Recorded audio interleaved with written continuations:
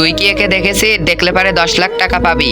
আরে এ তো আমাকেই খুঁজছে। না না, আমি দেখিনি। ও শিট, তুই কি একে কোথাও দেখেছিস? একে জিজ্ঞাসা করিস না, এই চলে যা এখান থেকে। ও শিট, 10 লাখ টাকা, কিছু একটা করতে হবে। ভাই দাঁড়াও, আমি যদি ওকে খুঁজে দিই তাহলে আমাকে 10 লাখ টাকা দিবে? ওইটা আমাকে দাও 10 লাখ টাকা।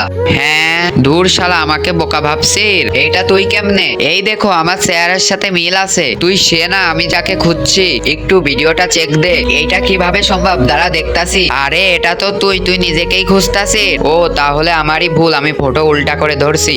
আর ওইটা আমি না, আমার যমজ ভাই।